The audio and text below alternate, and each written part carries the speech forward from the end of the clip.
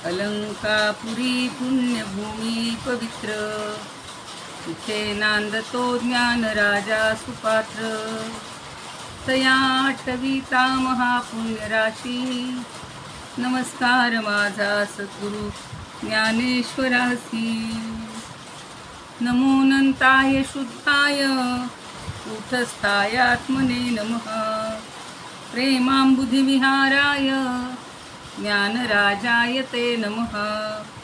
माधुर्यरसकल्लोलां शिवशक्तिस्वरूपिणीम् अमृतानुभवार्थाय वंदे ज्ञानेशनंदिनीं.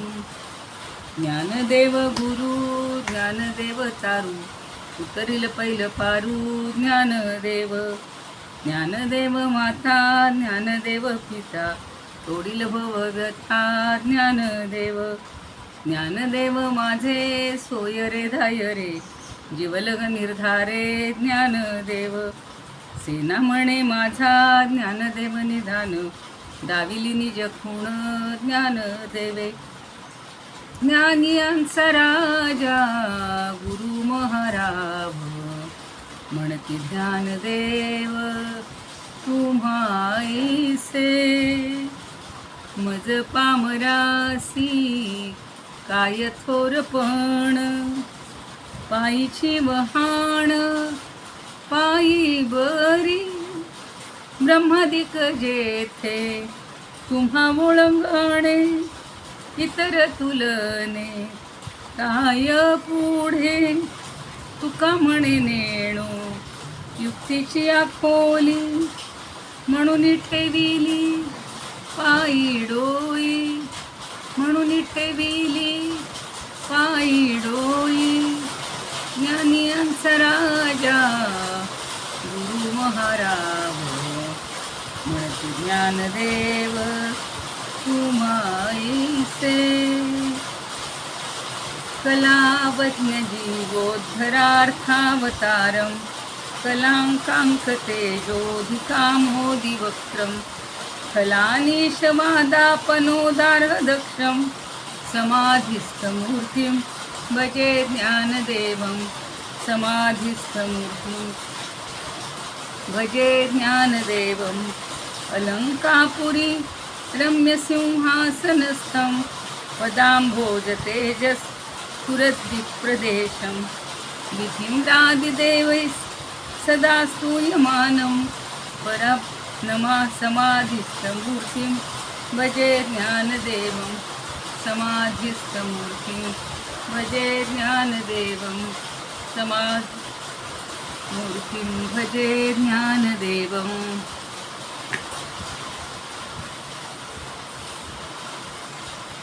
परवाच्या ज्या 3-4 ओव्यांचा दृष्टांतातून आपण काही समजून घेतलं, तर त्यातलं कोणी काही बोलणार आहे का, मी त्यास पुन्हा थोडंसं सांगून अधिक स्पष्ट करणं अपेक्षित आहे आपल्याला.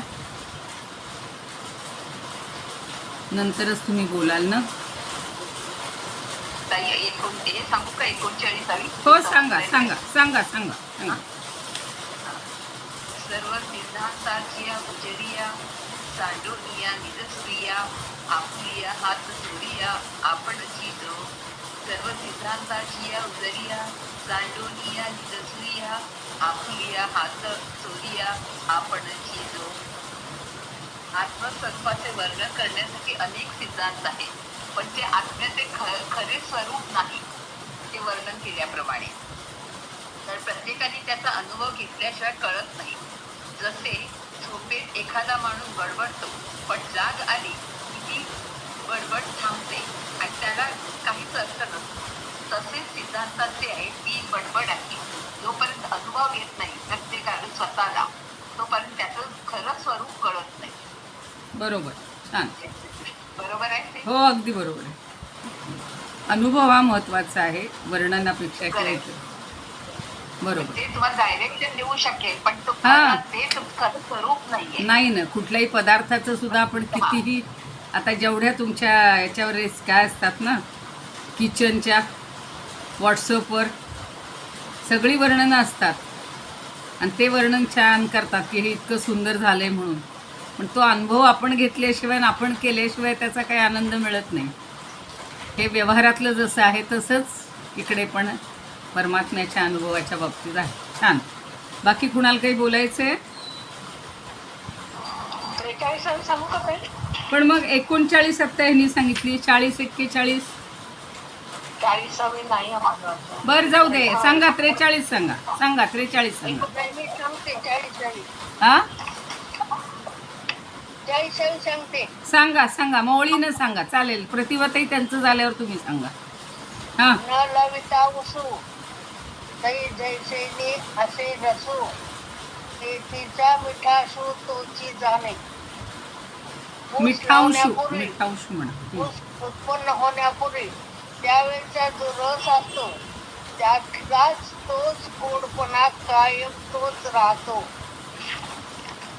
आपण ऊसाचा रस टाकतो. ऊस हा मुळातच गोड आहे. हम्म. मग ऊसाचा रस गोड आहे हे म्हणणे कितपत योग्य आहे? ऊसाचा रस टाकताना जे सुख अनुभवतो म्हणजेच भोगण्यापूर्वीचे जे भोगल्यानंतरचे रसाचा गोडवा आहे तसाच गोडी साखरेचीच आहे. ऊसाला आपण गोड आहोत हे त्याला ठाऊक असते. बाकी लोकांना ऊस खाल्ल्याशिवाय ऊसाची गोडी सांगता येणार नाही. हो. तसे परमात्मा हा सच्चिदानंद आहे, त्याला हे त्यालाच माहीत असते. बरोबर. छान. सुंदर. परवा नव्हत्या मला वाटलं तुम्ही. नाही आहे ना मॅडम. आहे का? बरं बरं, ठीक आहे. हो. हां, आता 41 42 कोणी बोलते का? मी सांगत 41. हां, घ्या घ्या घ्या. कानस सचिताविना तो नादू जो अबोलना तया तेनीची जागा होवावी लागेल. हं. विना लागण्यापूर्वी त्याचा जो उमटलेला नाद त्या नादाने जाणणारे माहीत असायला पाहिजे.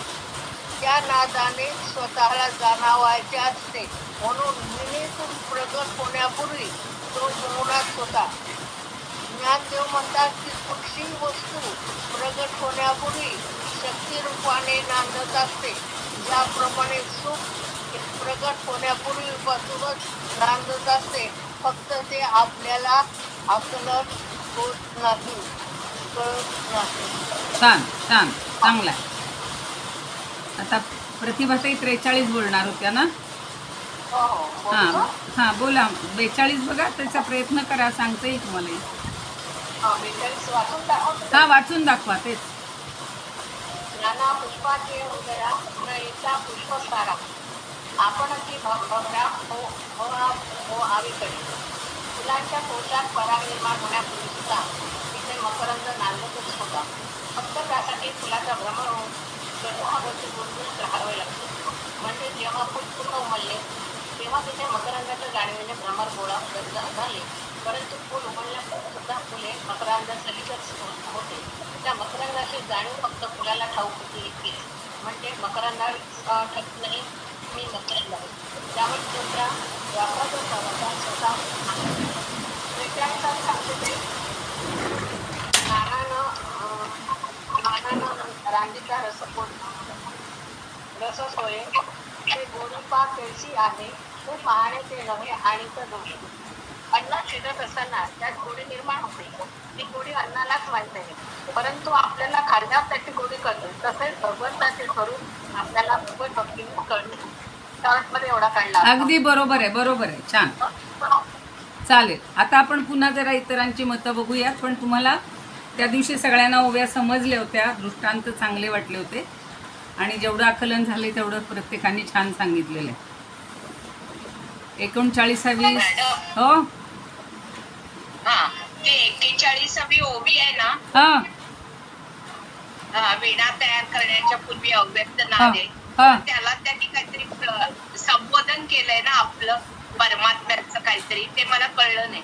नाही, आता बघूया ना, आपण परत एकदा घेऊया त्या सगळ्यांचाच घेऊया, तिन्हीचाही. ते सुखाचे उपमा दिली ना, परमात्माचे सुख. हां हा तेच ते मला कळलं. बर बर तेच तो दृष्टांत 3 दिलेले आहेत, 4 दिलेले आहेत आणि शेवटी सिद्धांत सांगितलेला आहे पण त्याचा- 44वा. हा, त्याचं ते हा आता तो आपण चालेल. शेवटी घेऊया ना, परत एकदा घेऊया. हा एकदा पुन्हा सगळे थोडक्यात सांगते, म्हणजे इतरांच्या याच्यानुसार. खंदारकर किंवा आपले दूत महाराज, त्यांची थोडी भाषा वेगळी असते प्रत्येकाची आणि समजून मग जास्त चांगलं येतं. आता बघा,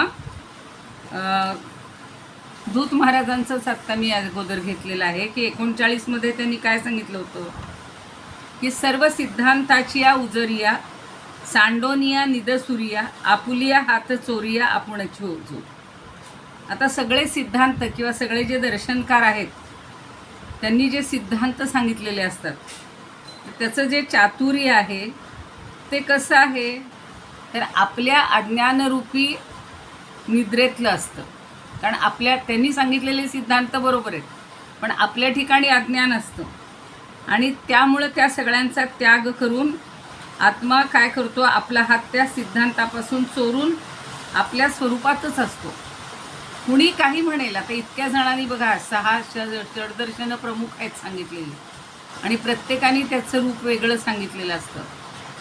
पण मग आत्मा जो आहे तो काय करतो तर आपलं जे रूप आहे ते आपलं चोरून ठेवतो. कारण काय की तो प्रत्येकाप्रमाणे उघड करायला लागेल तर पंचायत होईल ना. आत्म्याचं जे रूप आहे ते आत्म्यालाच समजलेलं असतं किंवा आत्म्यालाच माहिती असतं. आपण त्याचा जेव्हा अनुभव घेऊ तेव्हा आपल्याला तो आत्मा समजणार आहे.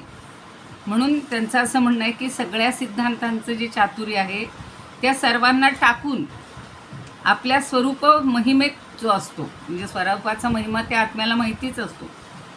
मग देहात्मवादापासून सांख्यशास्त्रापर्यंत सगळ्या सिद्धांतांचे चातुर्य सोडावे लागते. प्रत्येकाचं मत जर आपण ऐकायला म्हटलं तर आपली पण पंचायत होऊन जाते. कारण वेदांत शास्त्राचा एक सिद्धांत सोडला तर कोणत्याही शास्त्राचा सिद्धांत तो अज्ञानमूलक आहे. वेदांताला जास्त महत्त्व दिलेलं आहे. ज्ञानदेवांनी वेदांत शास्त्र श्रेष्ठ मानलेलं आहे आणि म्हणून कुठलाही सिद्धांत असो सगळ्या सिद्धांताला हात चोळत बसावे लागते. म्हणजे बाकीचे हे तसे पंगू आहेत, बाकीच्यांचं एवढं ठामपणानं स्वीकारलं जात नाही. आणि नास्तिकांचा तर विचारच करायचा नाही. नास्तिकांचे सिद्धांत तर सोडूनच द्यायचे. पण न्याय, वैशेषिक, सांख्य, योगी, पूर्वमीमांसक या सगळ्या आस्तिक शास्त्रकारांच्या सिद्धांतालाही ती वस्तू प्रतीतीला आली नाही. बाकीच्यांना अनुभव आलेला नाही आहे, नुसतं विधानं करतायत ते. जसं आता ते मागे मी म्हटलं होतं की न्यायशास्त्रांनी 16 हे सांगितलेले आहेत, 16 गोष्टी सांगितलेल्या आहेत, 16 वस्तू आहेत. मग त्याच्यामध्ये सुद्धा समजा ते मोक्ष भिक्ष अपवर्ग काही जे मानतात पण त्यांचा अजून अनुभव त्यांना आलेला नाही आहे. आणि ती प्रतीतीलाच जर आलेली वस्तू नसेल तर ते जे वर्णन करत असतील त्याच्यावर कोण विश्वास ठेवल. म्हणून आत्मा हा कसा आहे, प्रतीती रूप आहे. प्रतीती अनुभव घेण्याजोगा आहे आणि तो अन्यालाही विषय नाही, दुसऱ्या कुणाचाही तो विषय होत नाही. तसाच तो स्वतःलाही विषय नाही. ज्याच्या मतात चित जड आत्मा मानलेला आहे तो अन्याला जरी विषय नसला तरी स्वला विषय आहे. चित आणि जड ज्यांनी मानलेलं आहे त्यांच्या बाबतीत ते सांगत आहेत. आणि अन्य सिद्धांतात त्याची अन्यालाही प्रतीती येते, स्वलाही प्रतीती येते. यात 4 पक्ष आहेत. आता यांनी जरा जास्त सांगितले, थोडं समजून घेऊया. ते म्हणतात की आत्मा नाही असा एक पक्ष आहे. दुसरा अन्य प्रतीतीचा आणि स्वप्रतीतीचा विषय आहे. तिसरा सिद्धांत आहे तो अन्य प्रतीतीचा विषय नाही पण स्वप्रतीतीचा विषय आहे. आणि चौथा आहे तो नाही असे नाही पण स्वला आणि अन्याला विषय होत नाही. म्हणजे प्रत्येकाचं मत वेगळं आहे. आणि या 4 पक्षापैकी काही ग्रंथकार सत म्हणजे आपल्या रूपाने असणे, चित म्हणजे आपल्याला विषय होणे, पण आपल्या मतात तसं नाही. सत म्हणजे त्रिकाला बाधित आणि चित म्हणजे स्वयंप्रकाश. स्वयंप्रकाश या पदाचा अर्थ पूर्वमीमांसेचे एकदेशी प्रभाकराने केला आहे की स्व म्हणजे आपले स्वरूप आणि प्रकाश म्हणजे तो आपल्याला विषय होतो. पण वेदांत मतात तसा अर्थ मान्य नाही. सगळ्या शास्त्रांचे सिद्धांत निदसुरिया, सांडोनिया निदसुरिया हा जो शब्द वापरला आहे त्याच्यासाठी एवढं दूत महाराजांनी सांगितलं आहे की निदसुरिया म्हणजे चुकीचे आहेत आणि म्हणून तुकोबाराय म्हणतात, बहुतांची बहुतमते अवघी रीते पोकळ. कारण काय की सर्व शास्त्रांचे सिद्धांत हे ब्रह्मवस्तूपासून दूर राहिलेले आहेत. ती ब्रह्मवस्तू ही त्यांना दुरावली गेली. इतकंच नव्हे तर ब्रह्मवस्तू आपल्या स्वतःच्या हाताला देखील चोरून आहे.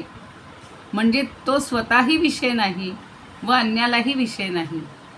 त्याला कोणी ग्रहण करीत नाही म्हणून तो विषय नाही, आणि कोणाला ग्रहण करीत नाही म्हणून तो विषयी पण नाही. अर्थात शब्दादिकांची प्रवृत्ती तेथे नाही, असा अव्यवहार्य स्वरूपाने आहे. म्हणून आता हे दृष्टांत दिलेत की तोही त्यालाही स्वतःला ज्ञान करून घ्यायची गरज नाही, इतरांना करून द्यायची गरज नाही. तो आहे एवढंच आहे, त्याला त्याचं अस्तित्व हे सगळ्यांनी अनुभवांनी स्वीकारायचं, एवढंच इथं म्हणायचं. म्हणून कालची जी 40वी ओवी होती ती पुन्हा त्यांच्या मतानं काय म्हणतायत ते बघूया. न लाविता उसू तै जैसे नि असे रसू तेथींचा मिठांशू तो चिजाणे. अर्थ कळलेला आहे आपल्याला सगळ्यांना की जसा ऊस न लावता जसा त्यातील रस असतोच आणि त्याच्यातील गोडी तो ऊसच जाणतो. जसं बी जेव्हा पेरलं जात नाही, आता बघा जेव्हा जूनमध्ये पेरण्या होतात त्यावेळेला आपल्या लक्षात येईल की सगळ्यांकडं प्रत्येक धान्याचं किंवा जे पेरायचं त्याचं प्रत्येकाचं बीज असतं. पण ते बीज कधी ते पेरलं तरी त्याच्याजवळ जो गुण आहे तो आहेच, पेरलं नाही तरी आहेच.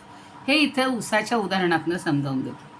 म्हणजे आपण मळ्यात ऊस लावला नाही आणि तो स्थूल रूपावर आला नाही तोपर्यंत तो ऊस सूक्ष्म रूपानं आपल्या स्वरूपात असतोच, आणि तोपर्यंत त्याला मिठांश म्हणजे त्याची जी गोडी आहे तो त्याचा तोच जाणतो. त्याला माहिती आहे आपली गोडी काय आहे ती.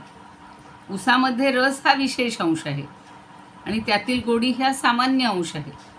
ऊसाच्या रसाच्या गोडीचा भोगता निराळा असतो. तसा येथे परमात्म्याचा आनंद भोगणारा निराळा कोण आहे असं जर कोणी म्हटलं तर त्याचं उत्तर आहे की ऊसाचा रस जड आहे म्हणून तो चाखण्याकरता भोगता निराळा लागतो. पण परमात्म स्वरूपानंद जड नाही म्हणून त्याला भोगता निराळा लागत नाही. सार गोष्ट ऊस लावण्यापूर्वी त्यास भोगता निराळा लागत नाही. सार गोष्ट ऊस लावण्यापूर्वी त्यात असणारा जो रस आहे त्या रसाचा गोडपणा जसा तसाच तो जाणतो. म्हणजे त्या रसाला ऊसाला माहिती आहे त्याची गोडी कशी आहे म्हणून त्यांनी शब्द वापरलेला आहे मिठांशू. आता हाच एकच जर घ्यायचा म्हटलं तर आपण तसं करूया. आता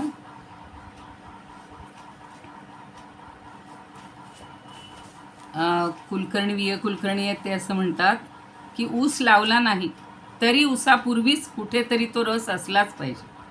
त्या रसाची गोडी त्याची त्यालाच, म्हणजे आपण म्हणतो ना ज्याचं त्यालाच ते माहिती असतं. दुसऱ्यांनी त्याचं काही हे करण्यात अर्थ नाही आहे, किंवा आपण त्याच्यावरून एखादा सिद्धांत काढतो किंवा एखादा निष्कर्ष काढतो तो चुकीचं आहे. जी गोष्ट आहे तिच्याजवळ तिची गोडी म्हणा किंवा तिचं जे काही वैशिष्ट्य असेल ते त्याला माहीतच असतं. आपण ते सिद्ध करण्याची काही गरज नाही.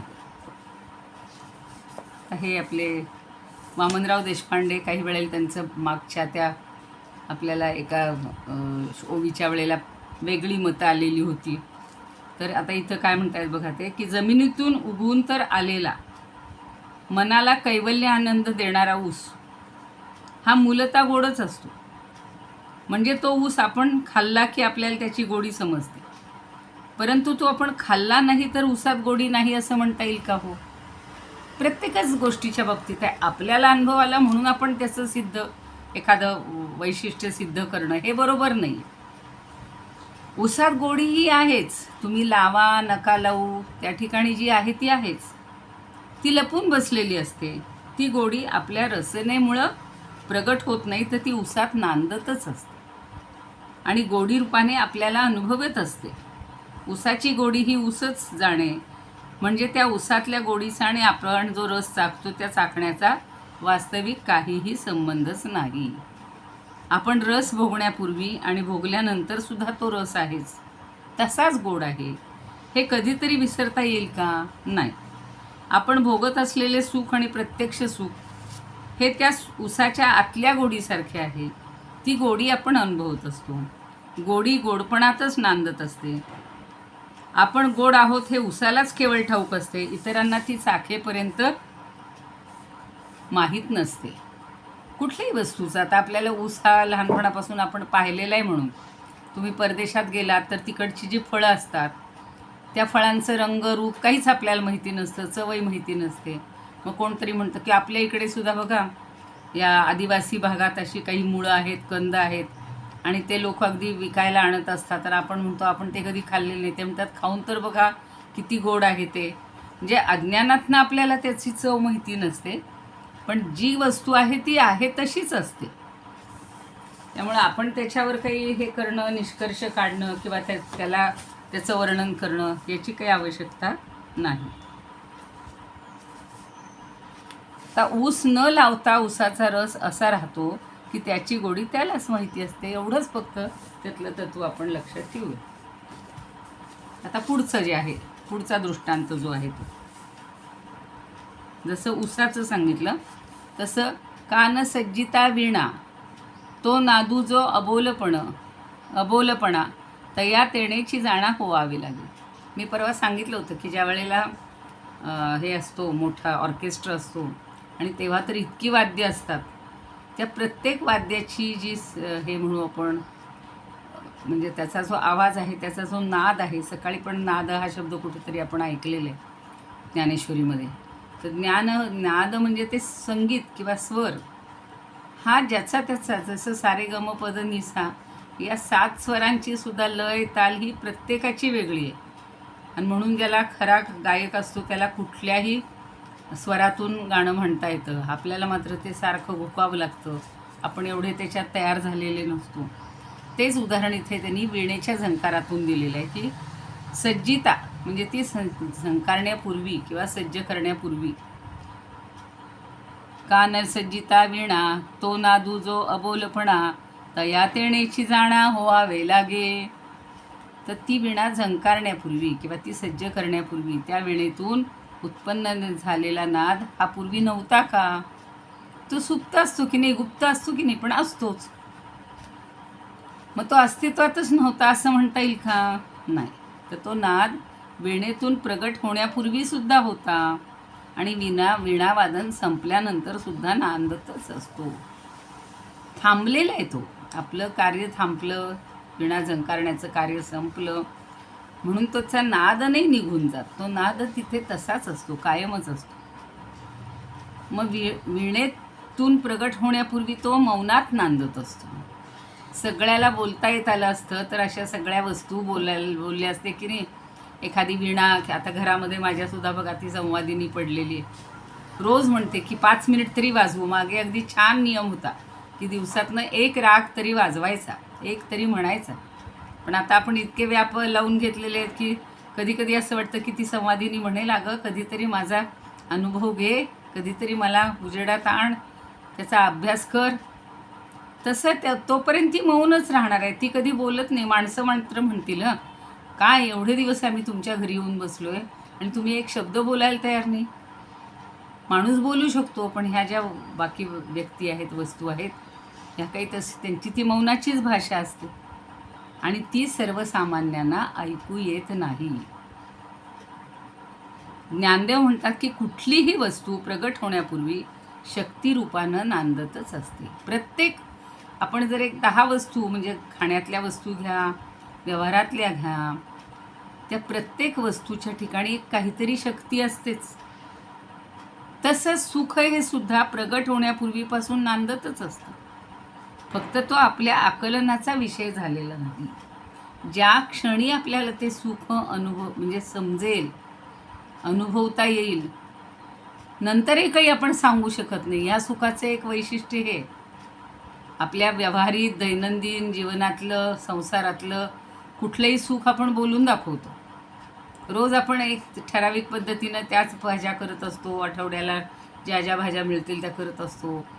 पण तरीसुद्धा एखादा पाहुणा आला तर म्हणतो की अहो आम्ही इतक्या ठिकाणी कारल्याची भाजी खाल्ली, पण अशी कारल्याची भाजी कधीच नव्हती खाल्लेली. अगदी माझ्या आयुष्यातला प्रसंग म्हणून सांगते की कारलं हे सहसा सगळ्यांना नाही आवडत. फार उदाहरण म्हणजे मोजक्या लोकांना आवडतं आणि आमच्या मुलांना मात्र आवडायचं. त्यामुळं कारल्याची भाजी ही प्रिय भाजी म्हणूनच होती. एक दिवशी माझा भाऊ आला आणि त्याचा एक मोमेडियन होता ड्रायव्हर आणि तो बसले जेवायला सगळे. तर म्हणे दीदी क्या है, तर म्हणलं नाही करेला की सब्जी. नाही नाही मुझे मत दे दो. म्हटलं हो अगदी एक फोड देते तुम्हाला एवढीशी, आणि तेवढी खाऊन बघा, नाही आवडली तर तुम्ही नका खाऊ. आणि त्यानं ती खाल्ल्यानंतर त्याला इतकी आवडली की तो मागतच राहिला, म्हणे मुझे बहुत पसंद आहे. मी आयुष्यात म्हणे कधी खाल्लेली नव्हती.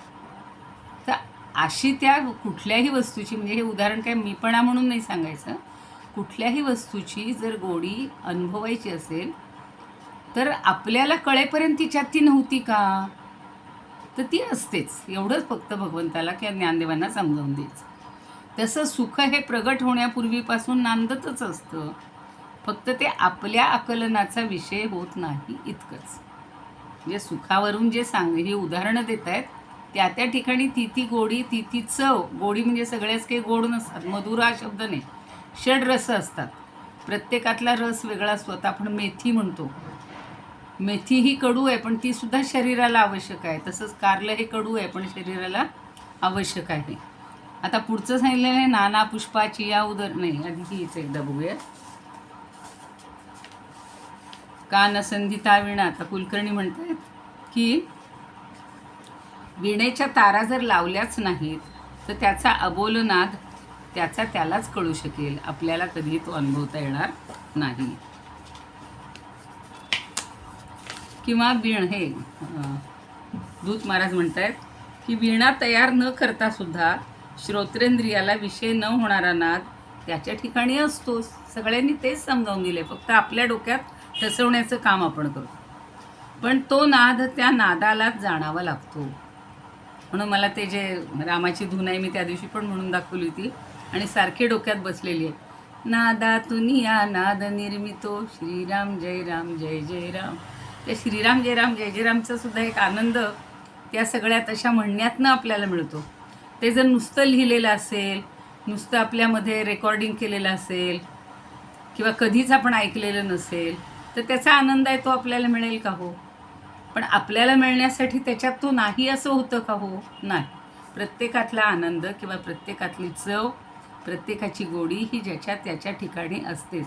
म्हणून हे दुसरं वीणेचं छान उदाहरण दिलेलं आहे किंवा दृष्टांत दिलेलं आहे. आणि वीणा जरी सज्ज केला नाही तरीसुद्धा त्यात नाद असतो, तो गुप्त रूपानं असतो. आणि वीण्यामध्ये सामान्य नाद नसतो, तर तो वीणा तयार केल्यानंतर आपल्याला विशेष नाद कुठून ऐकायला आला असता. म्हणजे वीणेतील सामान्य नादात विशेष नाद असतो, तो उद्भूत नसतो, म्हणजे प्रगट नसतो, म्हणून दुसऱ्याला ऐकायला येत नाही. आता सुंदर अशी उदाहरणं आहेत, अगदी सोपी सोपी करून सांगितली. ज्ञानदेवांचं हे हातोटीच आहे, प्रत्येकाला समजावून देणं छानपैकी हे त्यांना जमतं.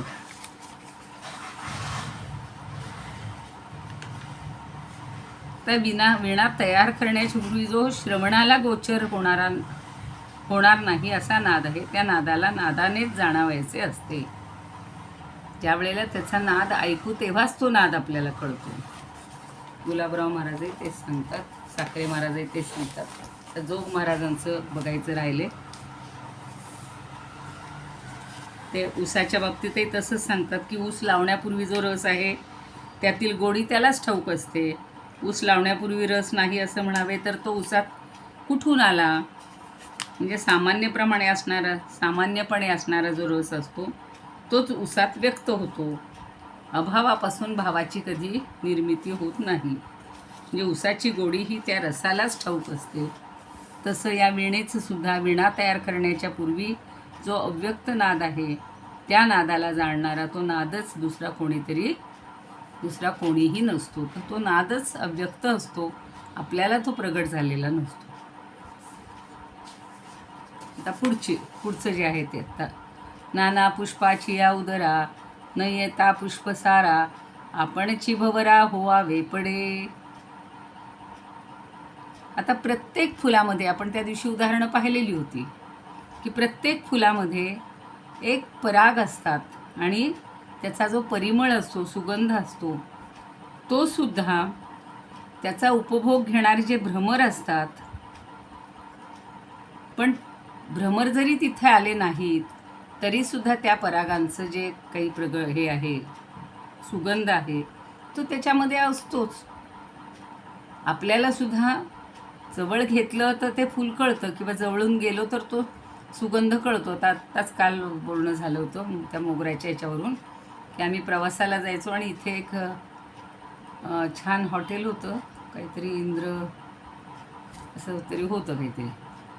तर त्या ठिकाणी एवढी मोगऱ्याची झाडं लावलेली होती बघा की खरंच म्हणजे जेवढे आलेले अगदी काय म्हणू आपण हे असतात यात्रेकरू, प्रत्येकाने एवढी ओंजळ भरून नेली तरी ती फुलं कधी संपत नव्हती. असं म्हणजे पण त्याचा आस्वाद आपण घेतला म्हणून त्यात स्वाद आहे किंवा त्याचा सुगंध आहे. आणि आपण जर नाही घेतला तर त्या ठिकाणी सुगंध नाही असं होत नाही, तो अव्यक्त असतोच. म्हणजे फुलात सामान्यत्वे करून असणाऱ्या परागाचा उपयोग हा परागानंच घ्यावा. आणि पुढचं जे आहे उदाहरण ह्याचं रससोय. नाना न रांधिता रससोये, ते गोडी कैशी पाहे, ते पाहणे तैसे नोहे आणि काजोगी. पाक म्हणजे पचन करण्याची जी क्रिया म्हणजे निर्माण करण्याची, त्याला पाक हा शब्द होतो. पण स्वयंपाक म्हणतो म्हणजे काय की स्वतः केलेला म्हणून. मग त्याच्यावरून स्वयंपाकी शब्द निघाला की जो स्वयंपाक करणार आहे त्यालाच त्या सगळ्या चवी माहिती असतात. तर पाकापूर्वी गोडी कशी आहे हे अन्नालाच माहिती आहे. 10 पदार्थ जर असतील, आता काल आम्ही एका लग्नाला गेलेलो होतो, कोणीतरी म्हणे ताई छान होतं सगळा स्वयंपाक, कांदा लसूण नव्हता, अमूक नव्हतं, गुलाबजाम चांगले होते, पुऱ्या चांगल्या होत्या, पोळ्या चांगल्या असत्या. पण हे त्यांनी अनुभवलं म्हणून ते त्याचं वर्णन करू शकतात. पण याचा अर्थ गुलाबजामची जी गोडी आहे ती मुळातच त्याच्या ठिकाणी आहे. दुसरी काय बर्फी असेल त्या बर्फीची चव वेगळी गोडी आहे ती तिच्या ठिकाणीच असते. ती आपण खाऊन नाही पाहिली तर आपल्याला कळणार नाही. याचा अर्थ त्या ठिकाणी ती गोडी नाही आहे का? आहे. म्हणजे पाकापूर्वी गोडी कशी आहे हे अन्नालाच माहिती असतं, ते इतरांना कळणारच नाही. त्याप्रमाणे वस्तू कशी आहे हे वस्तूलाच माहिती. आणि वस्तू म्हणजे फक्त परमात्मा. आपण वस्तू हे जे इतर वस्तूला वापरतो ना त्याच्यासाठी वस्तू हा शब्द व्यवहारात आपण वापरतो, पण खरा तत्त्वज्ञानामध्ये वस्तू म्हणजे एकच परम वस्तू आहे, परमतत्व आहे, त्याला फक्त वस्तू म्हणतात. बाकी सगळ्या अवस्तू आहेत. जे आपण ज्यांना वस्तू म्हणतो त्या सगळ्या अवस्तू आहेत. अवस्तू का की त्या नष्ट होणार आहेत, त्या संपणाऱ्या आहेत. पण एकच वस्तू अशी आहे की जी चिरंतन आहे, पूर्वीही होती, आजही आहे आणि भविष्यातही आहे. तिला अंत नाही, आकार नाही, ते जे बाकी सगळं आपण म्हणतो ते.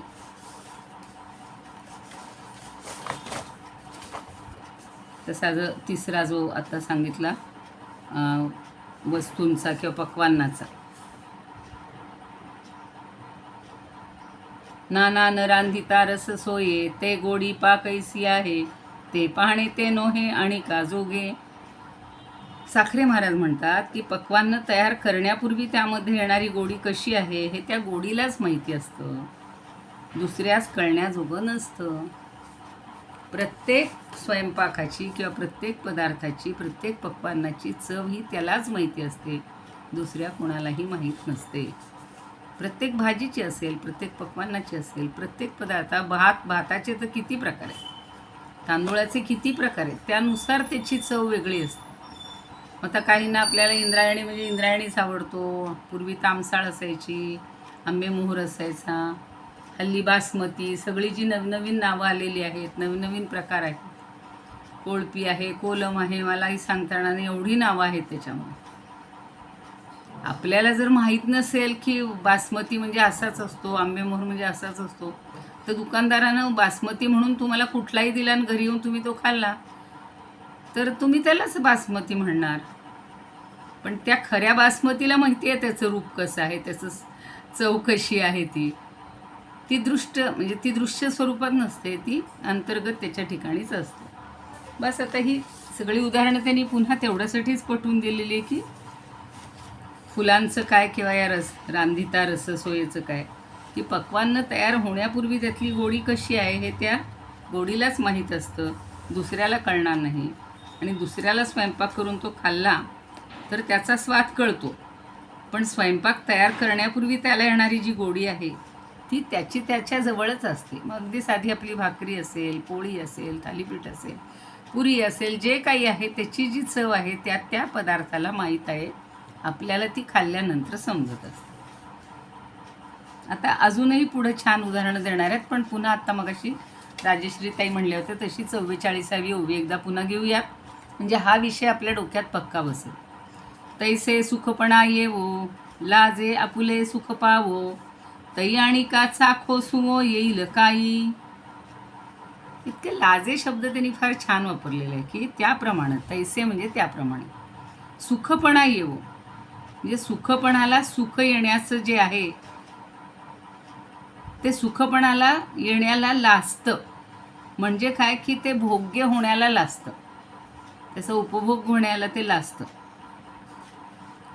लाजे आपुले सुख पाहू, तै आणि का चाखो सुवो, पण ते इतरांनाच चाखण्यास भोगण्यास योग्य होईल का, येईल काही, प्रश्न विचारलेला आहे. त्या सुखाचा उपभोग इतरांच्या भोगण्याला येईल का. ते सुख लाजते, सुखपणाला येण्याला ते लाजते, म्हणजे भोग्य होण्याला लाजते. आणि त्याचा जो आनंद आहे किंवा त्याचा जो अनुभव आहे हा त्याच्या ठिकाणीच आहे. इतरांनी तो अनुभव घेऊन त्याला त्याच्यावर काही बोलावं किंवा हे करावं असं नाही आहे, म्हणून ते जणू काही त्याला लाजते असं हे धूत महाराज म्हणतात. आता आपण बी.ए. कुलकर्णी पण काय म्हणतात बघा.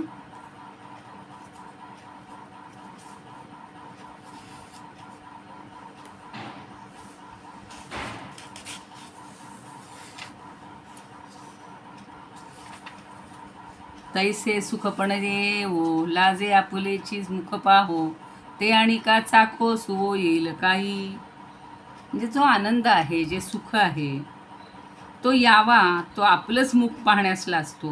मग तो आनंद भोगण्यासाठी दुसऱ्या पुढे ठेवता येईल का, त्याला म्हणजे संकोच वाटतो. आपण एक प्रगट होणं हे सुद्धा आवडत नाही आपल्याला सुद्धा. काही वेळेला बघा कोणी म्हणतं बघू कोण आहेत तुमच्या सौ, काय केले त्यांनी, आम्हाला जरा त्यांची मुलाखत घेऊ द्या.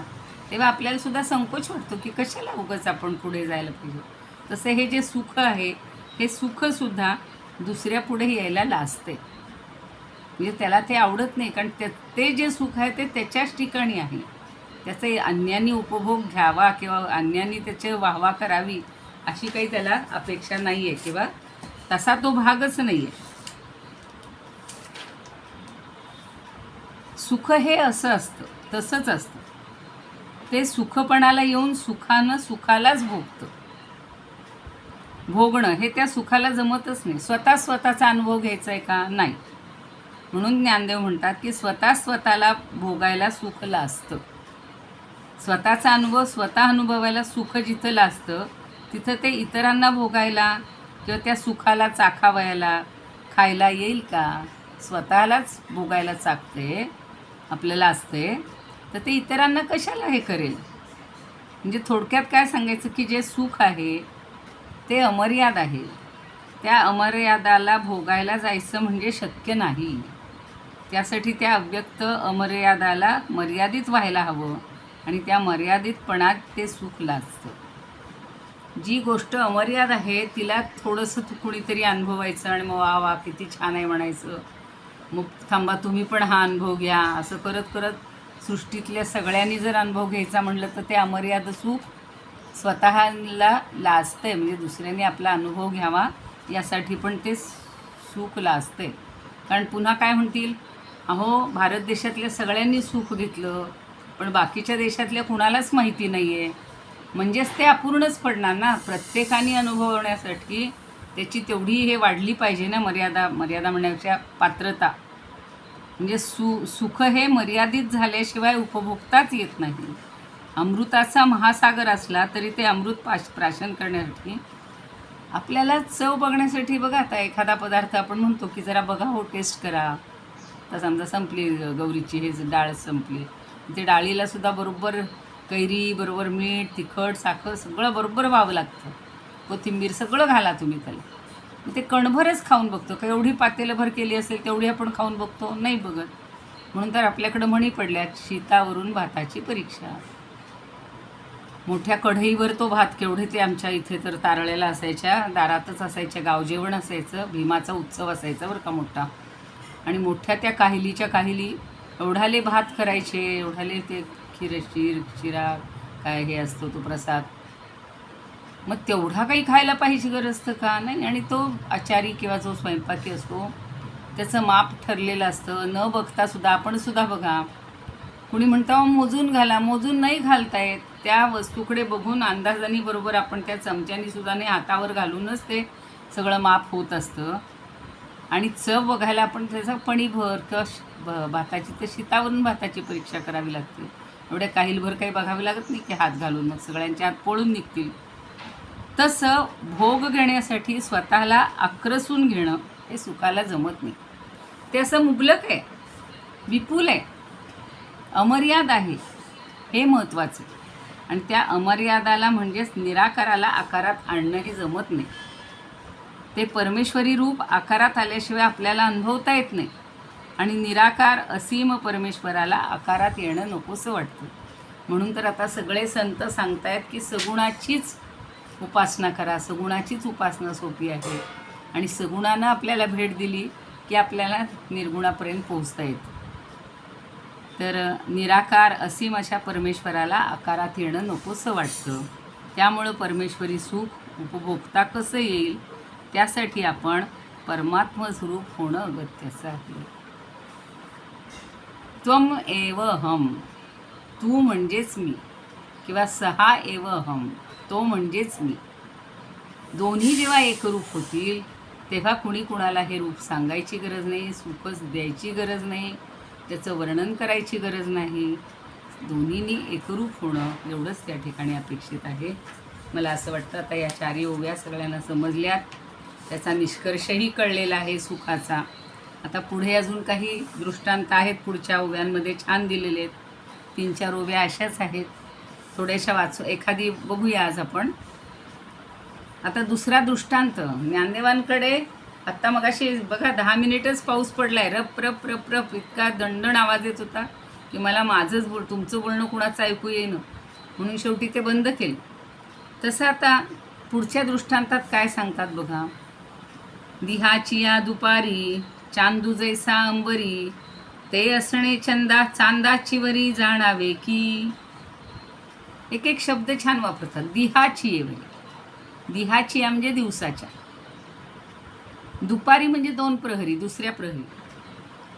चांदू कैसा अंबरी, चांदू म्हणजे चंद्र. किती छान शब्द वापरतात ना. लहान मुलांशी आपण अशी भाषा वापरतो ना, तशी या माऊलीनं आपण सगळे लहान समजून सगळी भाषा तशी वापरलेली दिसते. ते अजून ह्याची पण अशी गाणी आहेत बघा. आला घरी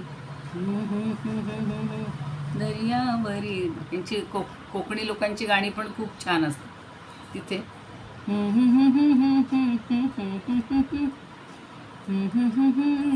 तरी ते छान आहे. चंदाचं गाणं तसं ते चांगलं आहे. तसं इथे त्यांनी चांदू शब्द वापरलेला हा छान वाटतो. अंबरी म्हणजे आकाशामध्ये. आत्ता सुद्धा चंद्र आकाशात असतोच.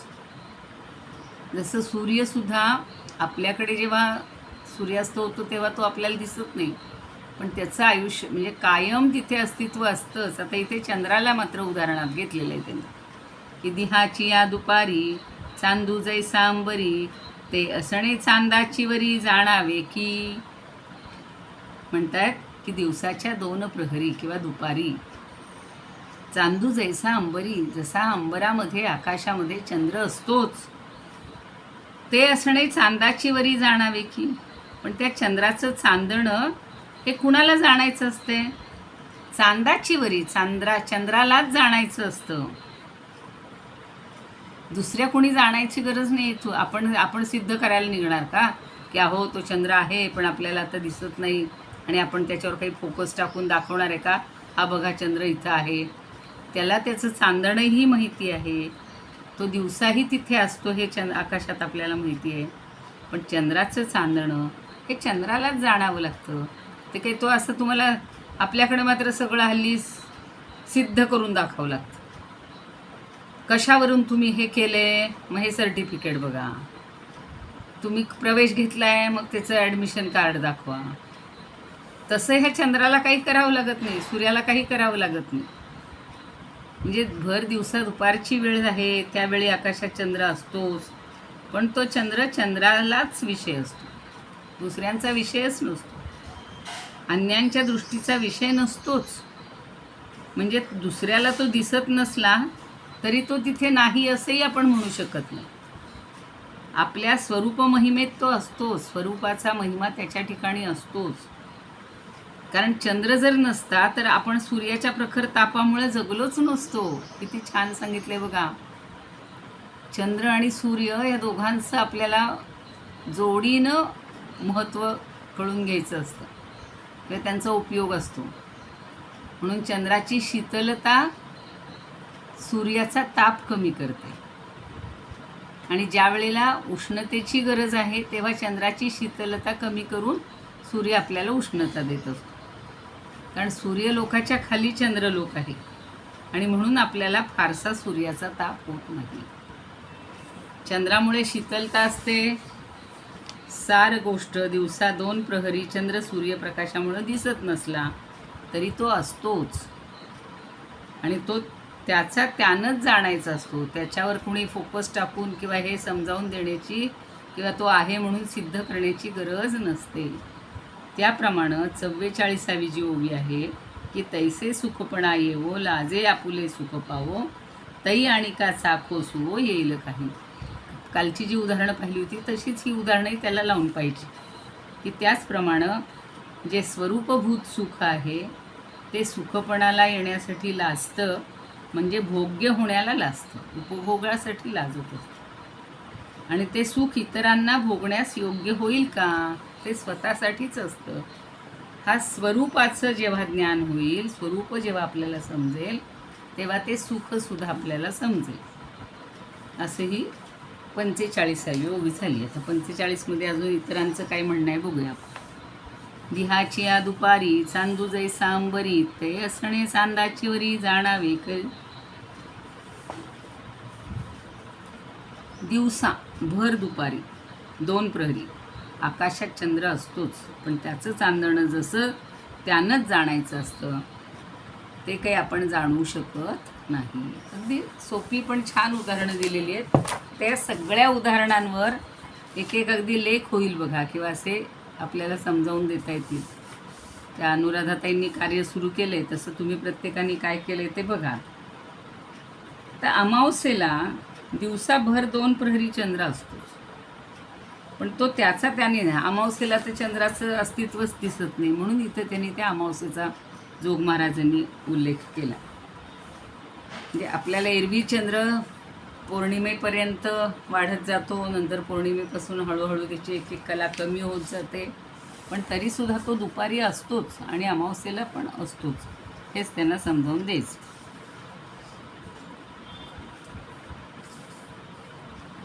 चंद्र जर नसता तर आपल्याला सूर्याचा ताप सहनच झाला नसता, इतकं त्यांना पटवून द्यायचं. आणि भर दिवसा 2 प्रहरी आकाशात चंद्र असला तर त्याचं असणं हे त्याच्यापुरतंच असतं असं म्हणायला हवं, ते आपल्यासाठी नसतं. तो जेव्हा प्रगट होतो संध्याकाळी रात्री त्यावेळेला आपल्याला दिसतो.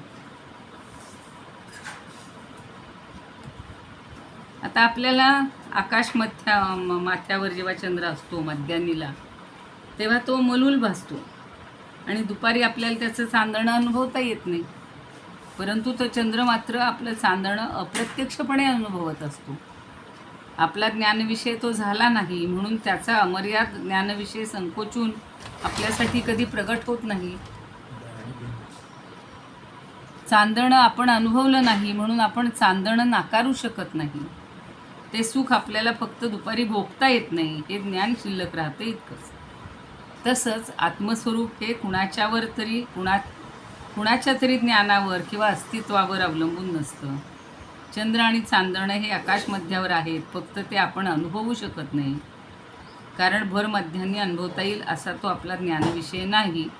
तसंच हे आत्मस्वरूपसुद्धा आहे, ते दुसऱ्याच्या ज्ञानावर दुसऱ्याच्या अनुभवावर अवलंबून नाही, ते स्वतःच्याच म्हणजे ज्ञानावर किंवा अनुभवावर अवलंबून असतं. मला असं वाटतं की आता ही सगळी दृष्टांत खूप सुंदर कळलेले आहेत आपल्याला, काही त्याच्यात अडचणी येणार नाही. ऐन दुपारी आकाशात चंद्र असतो तरी सांगा ना ताई. हा शेवटचं पुन्हा सांगा ना. कुठलं? आत्ताचं का? आताच चंद्राचं का? चंद्राचं बरोबर सांगते हो चालेल, सांगते. मध्यान्नी ते अनुभव हा सांगते. मध्यान्ही म्हणजे ऐन दुपारी आकाशात चंद्र असतोच, पण त्याचं असणं आपल्याला दिसतं का हो आता? पण त्याच्या ठिकाणी तो असतोच ना, त्याला त्याचं सगळं रूप, त्याचं जे काही आहे शीतलता, ती सगळी तो अनुभवतच असतो, आपल्याला दिसत नाही. तसं हे जे सुख आहे, आत्मसुख जे आहे ते त्या ठिकाणी आहेच, आपल्याला ते अनुभवता येत नाही म्हणून आपण त्याच्यापासून दूर आहोत. पण ज्या क्षणी आपल्याला सुख समजेल, आत्मरूप समजेल, त्यावेळेला मग आपल्याला त्या सुखाची जी काही गोडी असेल ती आपल्यालाही समजेलच ना. आत्मसुख हे ज्याचं त्यालाच आहे, आत्म्याचं सुख आहे ते त्याच्या ठिकाणी चिरंतनच आहे. तेच त्यांना समजावून द्यायचं सारखं की आकाश मध्यावर चंद्र आणि चांदणं आहे, पण ते आपण अनुभवू शकत नाही, कारण मध्यान्नी अनुभवता येईल असा आपला ज्ञानविषय नाही. चंद्राच्या ठिकाणी तो आहेच, चंद्राला त्याचं ज्ञान आहेच ना, किंवा चंद्राला त्याचा अनुभव आहेच ना.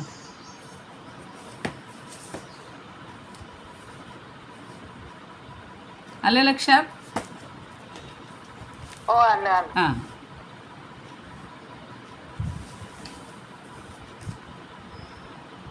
म्हणजे आपल्याला जो सुखाचा अनुभव आहे, हे सुखपणाला यायला आणि एकेकाने अनुभवलं तर ते सुख मर्यादित होईल, पण सगळ्यांनी अनुभवायचं म्हणलं तर तेवढी प्रत्येकाची आहे का हो लेवल म्हणूया, किंवा पात्रता, पूर्वजन्मीचं या जन्मीचं तेवढं जर आपलं पुण्य असेल तर प्रत्येकाला आत्मसुख अनुभवता येईल.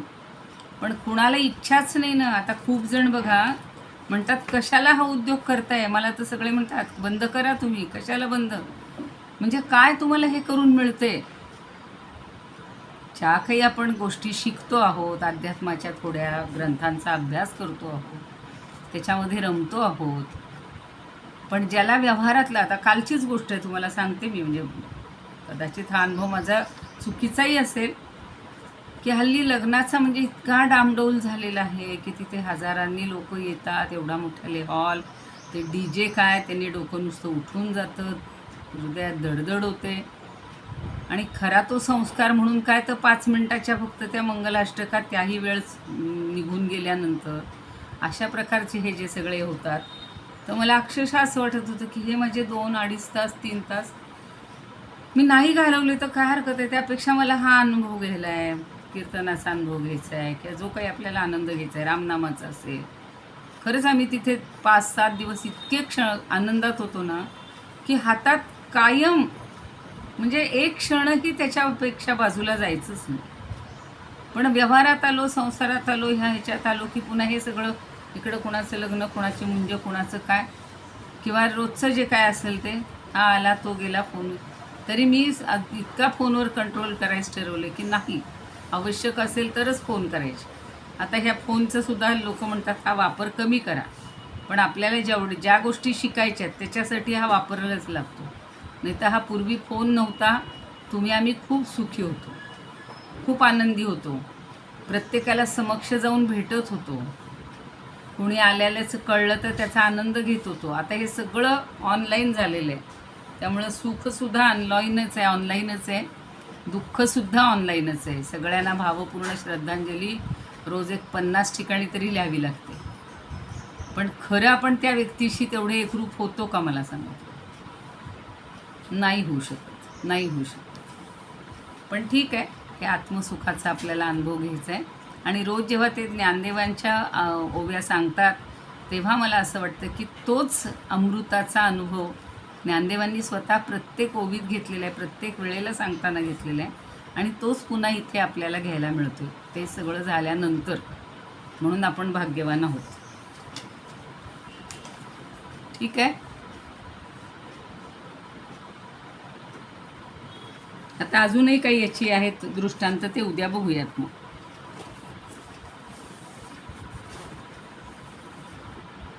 चला थांबूया. इदमुपकर्तुं भुवनमण्डलं समुदितमिव भास्करं सादरं वन्दे ज्ञानेश्वरं. त्रिभुवनमाता भगवद्गीता लोकमङ्गला लोकविश्रुता लोकहितं सन्ततं ध्यायता येन ज्ञानेश्वरी विरचिता श्रुत्वा प्राकृतगिरं सादरं वन्दे ज्ञानेश्वरं सादरं वन्दे ज्ञानेश्वरम्. गीताशास्त्रं वाङ्बुधिकल्पं नवन्तदीयं वयःक्वचाल्पं विषयः विपदां व्रात्यमनल्पं वाग्यज्ञेन च येन भूषितं सरस्वतीमन्दिरं सादरं वन्दे ज्ञानेश्वरं सादरं वन्दे ज्ञानेश्वरं. गीताशा यत्र शारदा कृपाप्रसादः यस्य श्रवणात् परमानन्दः निहितो यत्रामृतनिःस्यन्दः काव्यतत्त्वयोः कृतवन्तं तत् रसायनं मधुरं सादरं वन्दे ज्ञानेश्वरं सादरं वन्दे ज्ञानेश्वरम्. आरती ज्ञानराजा महाकैवल्यतेजा सेविती साधू संत मनुवेधला माझा. आरती ज्ञानराजा लोपले ज्ञानजगी हित नेणती कोणी अवतार पांडुरंग नाव ठेविले ज्ञानी. आरती ज्ञानराजा कनकाचे ताट करी उभ्या गोपिका नारी नारद तुंबरू हो सामगायन करी. आरती ज्ञानराजा प्रगट गुह्य बोले विश्वब्रह्मची केले रामा जनार्दनी पायी मस्तक ठेविले. आरती ज्ञानराजा महाकैवल्य तेजा सेविती साधू संत मनुवेदला माझा. आरती ज्ञानराजा. ज्ञानेश्वर महाराज की जय. पंढरीनाथ भगवान की जय. पंढरीनाथांना, ज्ञानदेवांना, निवृत्ती, मुक्ताबाई, सोपान या सर्वांना आपण पुन्हा एकदा वंदन करूया. आज एकादशी होती, मगाशी बोलायची राहिले. बहुतेकांनी केलं असेल पारायण किंवा जे काही कळवत आहेत ग्रुपवर, ते सगळ्यांचं अभिनंदन. आपल्याला खरं असं दर एकादशीला सगळ्यांनी मिळून करायचं होतं पारायण, पण ते काही आपल्यात कोणी भेटनात लीडर हे खरे. पण ज्या सातत्यानं करतात त्यांचं कौतुक आहे. आपलं आपलं करणं हे महत्त्वाचं आहे. त्या दिवशीचं महत्त्व तेवढंच आहे. रोज नित्य नवा आनंद. रोज एक अध्याय का विना आपण त्याच्यामध्ये रमलं पाहिजे आणि भगवंताची सेवा केली पाहिजे, भगवंताची आठवण काढली पाहिजे. भगवंत चरणी सगळी आपली कर्म, सगळं जे काही आहे, अभ्यास असेल, सत्कर्म असेल, दुष्कर्म असेल, नकळत घडणारी पापं असतील, पुण्य असतील, ती त्या भगवंताला अर्पण करूया. आणि तुम्हालासुद्धा जेवढ्यांना 5-7 जणी बोलतात, पण जेवढे जण जर असतील त्यांनी 2-4 ओळी का विना त्या ओवीचं काय जे तुम्हाला कळलं असेल ते लिहित राहावं आणि आपल्याला भगवंताला सांगण्याचा आपण तसा प्रयत्न करत राहूया. तुमच्या पण हृदयस्थ परमात्म्याला वंदन आणि ही सेवा अर्पण. थांबूया. कोणाला काही बोलायचं असेल? हो बोला. म्हटलं रोजचं हे अध्याय वाचते, पण मी एकदा काय केलं एकादशी आणि ते वाचलं तर मला खूप त्रास झाला 2 अध्याय वाचायला. हां हां डोळ्याचा प्रॉब्लेम त्यामुळे मी नियमित रोजचा एकच नाही अध्याय मग वाचते. तेवढाच हे बघा, आपल्याला आता काय आहे, शरीराला तसे यातना देऊन नाही कुठलीच गोष्ट करायची. नाही, मला- नियमित मला कल्पना करताय आहे ना, की- त्या दिवशी नियमित करताय, हेच चांगलं आहे, हेच चांगलं आहे. म्हणजे नियमितपणा हा कुठल्याही गोष्टीला श्रेष्ठ असतो. रोज वाचते. नाही नाही मग चांगलं एक आहे. अध्याय वाचते ताई. बस बस तेवढंच करत राहायचे बस. मी एक अध्याय वाचते रोज. छान आहे ना, चांगलं आहे, चांगलं आहे. आणि एकादशीला पूर्ण करते, मग राहिलेले छोटे हा. छोटे आहेत ते 2-2 वाचते. हां हां बरोबर आहे, चालतंय. खरं सांगू का, ठेवते. ते करण्यातला सुद्धा एक आनंद वेगळा असतो बरं का. आता जसं होईल तसं मलाही हल्ली डोळ्यावर ताण येतो, पण असं वाटतं की निदान ते वाचून तरी जावेत आपल्याकडून, म्हणायला वेळ लागतो तर. मॅडम मी रोज 18 गीता वाचते. हो, एक तासात होत असेल तुमची मग. हा? 1 तासात होत असेल, 1-1.25 तासात. नाही 2-2.5 तास लागतात. बर, सगळे रोज 18 अध्याय म्हणता, छान, वा वा वा, सुंदर, खूपच छान. बघा, अनुराधाताईंचं अनुकरण करूया आपण. मलाही रोज वाटते, पण आता हा वेळच देता येत नाही तेवढा सगळ्याला. पण मी रोज दर एकादशीला ठरवते की आज जसं म्हणलं तसं रोज. खरं काहीच अवघड नाही आहे, एकदा म्हणायला घेतलं तर 1.5-2 तासातही होऊन जाते ती, आणि तेवढा दिवसातला वेळ काढायला काहीच हरकत नाही आहे. छान. अनुराधाताई, तुम्हाला नमस्कार, वंदन, आणि असंच शुभेच्छा तुम्हाला चालू राहू द्या. चला, अजून कोणाला काही विचारायचं आहे? थांबूया. जय श्रीकृष्ण. जय श्रीकृष्ण. सुमनताई आलेले दिसत आहेत. सुमनताई कोणते आहे, जवळेकर का कुलकर्णी? त्या दिवशी आम्ही नगरहून येत होतो, पण त्या कुठे आहेत माहिती नव्हतं, नाही तर वाटलं होतं त्यांच्याकडे जायचं म्हणून. पंढरपूरला इथे आपल्याकडे एक पूर्वी होत्या, मध्यंतरी त्यांचा फोन आला होता, ताई कधी येणार आहेत पंढरपूरला, पण आम्हाला 5 दिवसात कोणाची आठवण काढायलाही वेळ नाही, कोणाला फोन करायलाही वेळ नाही. चालेल, चला ठेवूया. जय श्रीकृष्ण, जय ज्ञानेश्वर.